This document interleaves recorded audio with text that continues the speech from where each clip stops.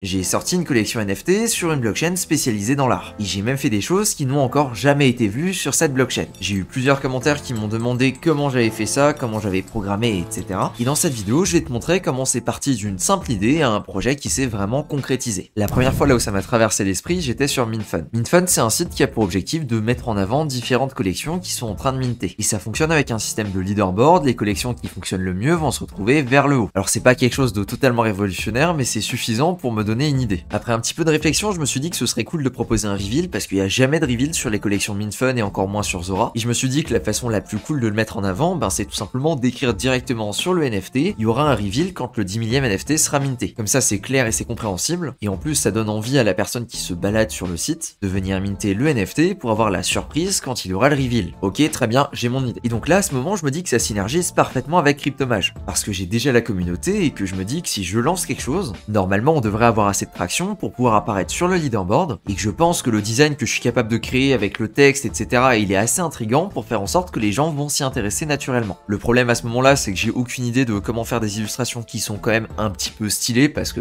c'est quand même le principe. Je sais pas comment intégrer un reveal à un smart contract NFT, et qu'il y ait un événement surprise plutôt déplaisant qui va se passer quand j'aurai résolu ces problèmes-là. Première étape, c'était de créer les NFT. Comme tu t'en doutes, je suis pas graphiste et je dessine pas. Les seuls trucs que j'ai déjà fait, c'est du pixel art. Évidemment, je me dirige vers des logiciels comme Midjourney, etc. pour générer des images, et jusqu'à présent j'utilisais Leonardo. Le problème de Leonardo, c'est que quand t'écris quelque chose, il comprend pas. Là j'ai demandé une illustration d'un mage qui combat des crabes, j'ai eu un humain déguisé en crabe. Autant te dire que le résultat est absolument pas là et que ça me plaît pas du tout. Alors effectivement c'est sympa pour 2-3 réalisations de faire ça avec Leonardo. J'aime particulièrement bien les réalisations avec l'effet 3D comme ça un petit peu cartoon, mais à partir du moment que tu veux changer un petit peu de ton, que tu veux aller dans autre chose, j'ai l'impression que c'est quand même plutôt compliqué de le faire changer de style et d'avoir quelque chose qui reste cohérent. Heureusement pour moi, il y a quelques semaines, il y a un nouvel outil qui est sorti qui s'appelle DALL-E 3. Et cet outil, quand tu lui demandes à un mage violet qui combat des crabes, l'image qui est générée, c'est vraiment un mage violet qui combat des crabes. Il n'y a absolument pas de tromperie sur la marchandise. Et aussi l'image et le style graphique est quand même 20 fois plus quali. Alors comme d'hab, c'est un gros classique, il y a des petits soucis avec les doigts,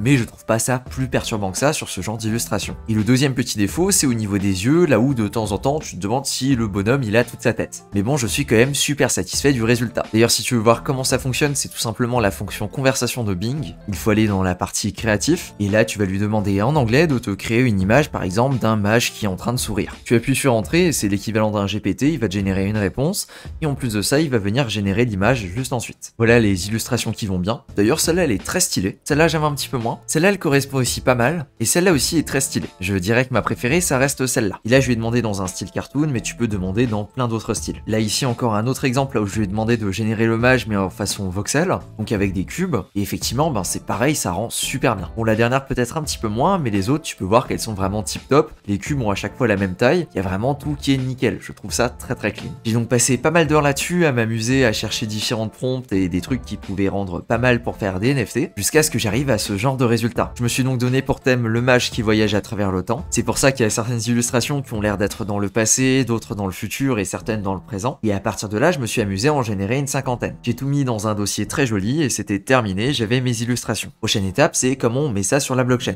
Et ici aussi, j'ai eu beaucoup de chance parce que quelques jours avant, chez OpenSea, ils ont fait une mise à jour et ils ont permis à quasiment tout le monde de créer des collections ultra facilement. Je me suis donc amusé à tester pour voir à peu près ce que ça donnait. Ok, jusque là, tout va bien. Au niveau des paramètres, j'avais mis un nombre limité et j'avais limité à 10 000 NFT. Je m'étais amusé à mettre la fameuse illustration pour le pré-reveal et j'avais même directement une page qui était dédiée sur OpenSea qui me permettait de gérer mon mint. Pour moi, tout était bon à ce moment-là et j'ai annoncé qu'on allait minter. Le problème est ce que j'avais pas du tout anticipé, c'était que sur OpenSea, en fait, quand ton mint est live, les personnes peuvent écrire dans la barre combien de NFT elles souhaitent minter. Et c'était donc possible pour une personne de minter 10 000 NFT d'un coup. Tu vois venir le souci, c'est absolument pas ce que j'avais prévu au départ. J'ai donc dû arrêter le mint en catastrophe après 2-3 minutes et annoncer à tout le monde que j'avais merdé quelque part et que c'était pas du tout censé se passer comme ça. Et vu que j'avais pas trouvé de solution dans la demi-heure, j'ai dit à tout le monde écoutez, on reporte ça, on fera ça une autre fois, mais en l'état je peux pas lancer dans ces conditions. À ce moment-là, il y a plusieurs personnes qui m'ont contacté, qui m'ont donné 2-3 idées. Ce qui revenait très souvent, c'était de passer par d'autres plateformes qui permettaient de faire ce genre de choses, mais malheureusement, aucune de ces plateformes ne permettait de faire exactement ce que je voulais faire. C'est-à-dire d'avoir un reveal et de permettre de minter exactement un NFT par transaction. Parce que oui, comme tu t'en doutes, si quelqu'un peut venir et peut minter l'entièreté de la supply en une transaction, c'est pas marrant pour toutes les autres personnes qui veulent minter. Les différentes plateformes qu'on m'a recommandées, malheureusement, à chaque fois, il manquait une ou l'autre feature qui faisait que ça fonctionnait pas exactement comme je voulais, et donc j'ai pas trouvé trop eu le choix, le mage a dû mettre sa casquette de développeur. Alors quand je dis casquette de développeur, c'est plutôt le chapeau multicolore avec les petites hélices qui tournent au-dessus. C'est pas non plus la première fois que j'ai touché à du Solidity, mais il y a une différence entre déployer des contrats qui sont plus ou moins bidons pour faire des transactions et déployer un contrat pour créer une collection NFT avec différents paramètres qui sont quand même plutôt spécifiques. Du coup j'ai commencé par regarder à nouveau, parce que je les avais déjà regardées, absolument toutes les vidéos de Ben Beka qui parlaient des NFT. Parce que les vidéos ont beau avoir quasiment 2 ans, elles ont pas pris une ride. Et d'ailleurs si développer en Solidity c'est un sujet qui t'intéresse, je te recommande vivement sa chaîne, c'est vraiment lui le boss sur le sujet. À partir de là j'avais les bases et je savais à peu près vers quoi je me dirigeais. Le petit souci cependant, c'est que dans ces vidéos il y avait soit des exemples qui étaient trop simples, et donc qui me permettaient pas d'avoir les fonctionnalités de reveal, etc. Soit des choses qui étaient trop compliquées avec plein de features auxquelles je ne comprenais pas grand chose. Cependant dans ces vidéos il a montré la source d'un ou l'autre de ces contrats, et je suis tombé sur le fameux contrat qui s'appelle Simple NFT Flat. Et ce contrat là c'est un contrat de chez Hlips. Hlips, si tu connais pas, c'est le logiciel qui est utilisé pour générer quasiment toutes les collections avec de l'art procédural. Typiquement, tout ce qui est Bored Ape Yacht Club, etc., ça a été généré avec Hlips. Ils ont également eu la gentillesse de proposer des smart contracts qui existaient déjà. Du coup, j'ai pu me baser sur le code de Simple NFT Flat. Alors le flat, ça veut juste dire que dans un seul document, il va y avoir plein de contrats différents, à l'inverse de la version classique dans laquelle en fait on va venir importer chaque librairie individuellement. J'ai donc pris la version flat, je suis descendu dans la partie qui nous intéresse, c'est-à-dire les 100 dernières lignes, et là j'ai trouvé absolument tous les paramètres qu'il me fallait. On pouvait renommer le contrat, on pouvait définir une base URI pour aller chercher les images, on avait l'extension des fichiers, le coût, la quantité maximum de NFT à minter, le nombre maximum de NFT qu'on peut minter en une transaction, un système pour mettre le contrat en pause, un système pour révéler les NFT, et du coup l'URI qui permet de choisir les NFT qui sont affichés avant le reveal. Et là c'est absolument parfait parce que c'est exactement ce que j'ai envie de déployer. J'ai donc pris tout le gros bout de code, j'ai collé tout ça dans Remix, et je me suis amusé à bidouiller les paramètres comme je voulais. Le contrat par exemple c'était CTT pour Cryptomash Time Travel, le base URI ça se définit au déploiement, le coût on est d'accord que je voulais faire un free mint donc 0 Ether, la max supply je l'ai mis à 10 000, le nombre de NFT maximum qu'on pouvait minter en une transaction je l'ai mis à 1, et voilà, juste en bidouillant 2-3 trucs j'avais mon contrat. Une fois que tu as défini ça, évidemment ce qu'il faut faire c'est le compiler pour vérifier que tout fonctionne correctement. J'ai de la chance, j'ai pas eu grand chose de particulier à faire, j'avais plus qu'à le sélectionner dans la liste, du coup ici CTT, et là on arrive au moment de ma plus grande galère, c'était ces champs là qu'il fallait remplir. Le premier c'est le nom, donc c'était pas bien compliqué, c'était Cryptomash Time Travel, le symbole c'était CTT, du coup les initiaux. Le problème par contre ça va être les deux champs suivants qui font référence aux URI qu'on va utiliser. Et concrètement l'URI c'est ça, c'est un petit peu comme si tu renvoyais sur le dossier dans lequel tes images et tes informations sont stockées pour les NFT. Et ça l'URI c'est un truc qui m'a pris beaucoup de temps. Et là je remercie Pitozy de m'avoir aidé parce qu'il m'a dit tout simplement mais attends qu'est-ce que tu fais, t'enlèves le HTTPS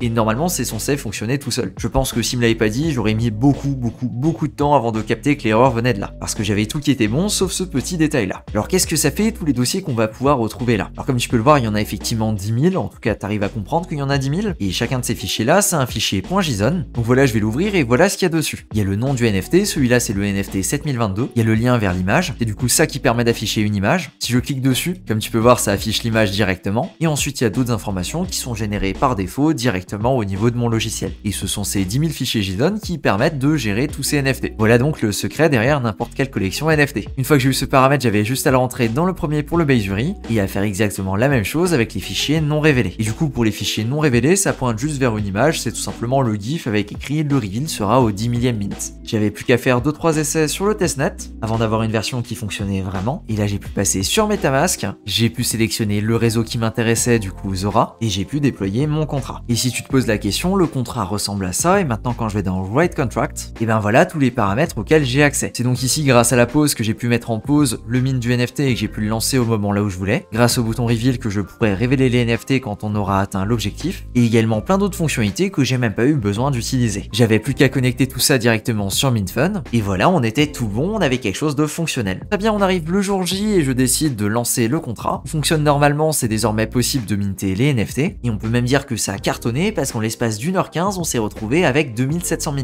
ce qui du coup nous a amené en position number 1 sur MintFun. Alors tu vas me dire mais il est où le souci, il est où le problème? Le problème c'est qu'une demi-heure après je me suis rendu compte que la collection avait été délistée du leaderboard. Ça veut dire que la collection existe toujours, elle est toujours mintable via Mint Fun, mais par contre, peu importe le nombre de mint, elle n'apparaît plus dans le leaderboard. Et vu que, comme je te l'ai dit tout à l'heure, bah au fond, c'était mon idée de venir ranker numéro 1 pour pouvoir sell out assez rapidement, et ben ça a quand même clairement posé problème parce que c'est un manque de visibilité assez important. Mon deuxième objectif, c'était d'arriver au 10 millième NFT minté. Le problème, c'est que sans la visibilité de Mint Fun, ça me paraît quand même assez compliqué. J'ai donc proposé à la commu de voter pour savoir si elle voulait changer les objectifs ou pas. Moi, de mon côté, ça me paraissait pas réaliste de continuer de viser les 10 000 NFT parce qu'on avait clairement perdu une grosse partie de la visibilité qu'on pouvait choper. Et effectivement, la communauté était d'accord pour qu'on passe le reveal ainsi que le maximum de NFT à minter à 5000. C'est donc ce que j'ai fait. La collection est donc toujours live et au moment là où je fais la vidéo, on est à 4819 NFT mintés. Bon, ça vient de changer, 4826. Autant te dire qu'on n'est pas loin de la fin et du reveal. Et voilà là où on en est dans cette histoire. Alors voilà ce qui va se passer ensuite, je vais te spoiler un petit peu. Au moment du 5 millième mint, je vais cliquer juste ici sur Write. Ce qui va se passer, c'est que ça va révéler les NFT.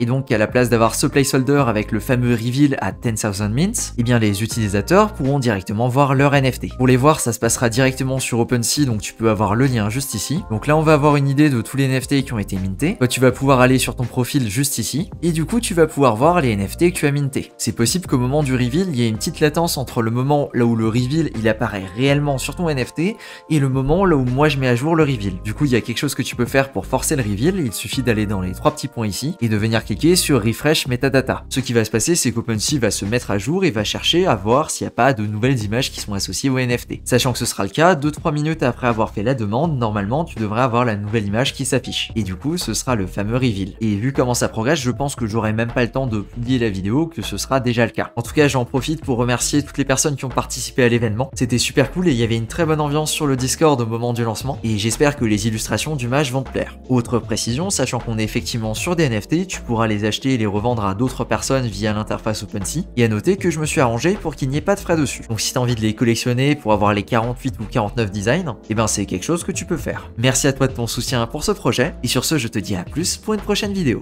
Ciao!